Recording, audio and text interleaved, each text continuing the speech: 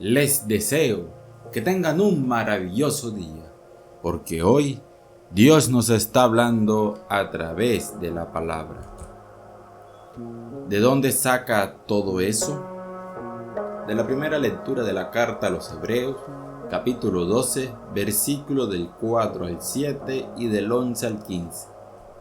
Todavía no habéis llegado a la sangre en vuestra pelea contra el pecado, y habéis olvidado la exhortación paternal que os dieron.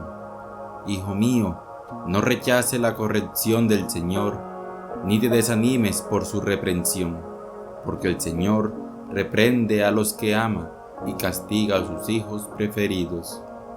Soportáis la prueba para vuestra corrección, porque Dios os trata como a hijos. Pues, ¿qué padre no corrige a sus hijos? Ninguna corrección resulta agradable en el momento, sino que duele, pero luego produce fruto apacible de justicia a los ejercitados en ella. Por eso, fortaleced las manos débiles, robusteced las rodillas vacilantes y caminad por una senda llana. Así el pie cojo no se tuerce, sino que se cura. Buscad la paz con todos y la santificación, sin la cual nadie verá al Señor. Procurad que nadie se quede sin la gracia de Dios, y que ninguna raíz amarga rebrote y haga daño, contaminando a muchos. Palabra de Dios, te alabamos, Señor. Salmo 102. La misericordia del Señor dura siempre para aquellos que lo temen. Bendice, alma mía, al Señor, y todo mi ser a su santo nombre. Bendice, alma mía, al Señor, y no olvides sus beneficios. La misericordia del Señor dura para siempre para aquellos que lo temen.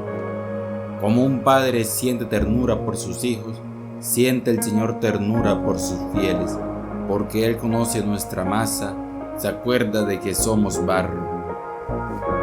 La misericordia del Señor dura siempre para aquellos que lo temen. La misericordia del Señor dura desde siempre y por siempre para aquellos que lo temen. Su justicia pasa de hijos a nietos para los que guardan la alianza. La misericordia del Señor dura siempre para aquellos que lo temen. De la lectura del Santo Evangelio según San Marcos, capítulo 6, versículo del 1 al 6. En aquel tiempo Jesús se dirigió a su ciudad y lo seguían sus discípulos. Cuando llegó el sábado, empezó a enseñar en la sinagoga. La multitud que lo oía se preguntaba asombrada: ¿de dónde saca todo eso? ¿Qué sabiduría es esa que le ha sido dada? ¿Y esos milagros que realizas con sus manos?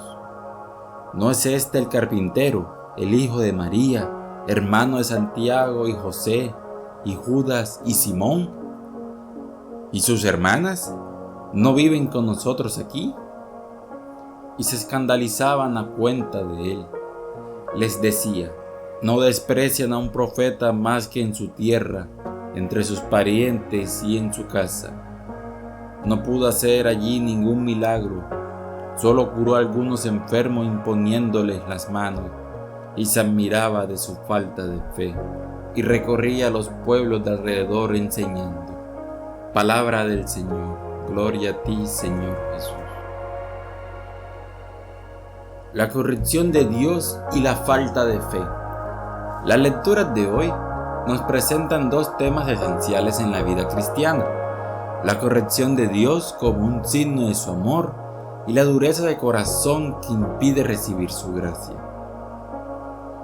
La corrección como signo del amor de Dios. El autor de la carta a los Hebreos nos recuerda que la vida cristiana es una lucha constante contra el pecado. Sin embargo, en medio de las dificultades, muchos se desaniman o se sienten castigados por Dios. Pero esta lectura nos invita a ver la corrección divina desde otra perspectiva. Dios nos corrige porque nos ama, como un padre que educa a sus hijos. Esto nos lleva a reflexionar sobre cómo enfrentamos las pruebas y los momentos de sufrimiento. Cuando experimentamos dificultades, podemos caer en la tentación de pensar que Dios nos ha abandonado, pero la verdad es que Él permite esas pruebas para hacernos crecer en santidad. Como dice el texto, ninguna corrección resulta agradable en el momento, sino que duele, pero luego produce fruto apacible de justicia. Es decir, aunque las pruebas nos causen dolor, si las aceptamos con fe, nos ayudan a madurar espiritualmente. Por eso se nos invita a fortalecer las manos débiles y robustecer las rodillas vacilantes. Es decir, a mantenernos firmes en la fe y no rendirnos en el camino. Además, la lectura nos exhorta a buscar la paz y la santificación, evitando cualquier raíz de amargura que pueda contaminar nuestras vidas. Muchas veces, cuando sufrimos o enfrentamos dificultades, nos llenamos de rencor o de desesperanza, pero el llamado de Dios es a perseverar en la gracia y a confiar en su plan, pues sin santidad nadie podrá ver al Señor.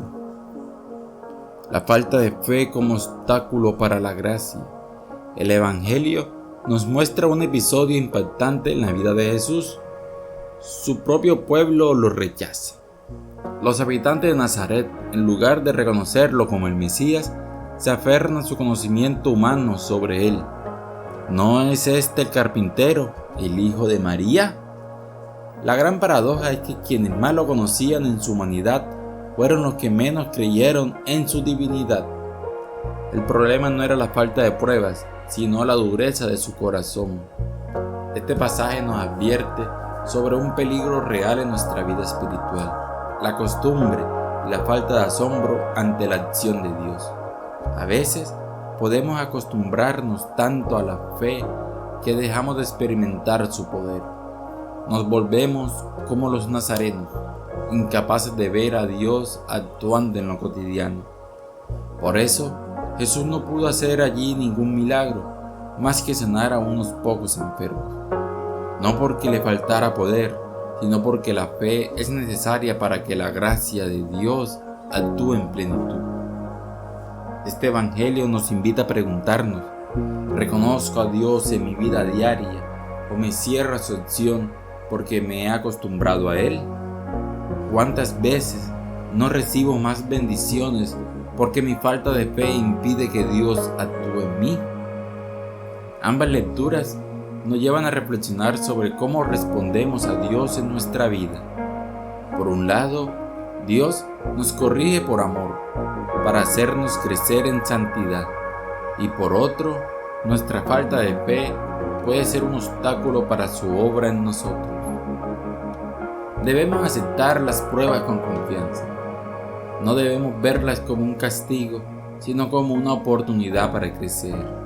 Fortalezcamos nuestra fe. No permitamos que la costumbre nos haga indiferentes a Dios. Evitemos la amargura y el resentimiento. La gracia de Dios no puede actuar en corazón endurecido. Y no debemos limitar a Dios con nuestros prejuicios. Dios nos sorprende de forma inesperada. No le encasillemos en nuestras ideas humanas. Algunas preguntas para reflexionar. ¿Cómo reacciono ante las dificultades? ¿Las veo como una corrección de Dios o me desanimo? ¿Soy capaz de reconocer la acción de Dios en mi vida diaria o mi incredulidad me impide ver sus milagros? ¿Hay alguna raíz de amargura en mi corazón que necesite sanar para recibir plenamente la gracia de Dios?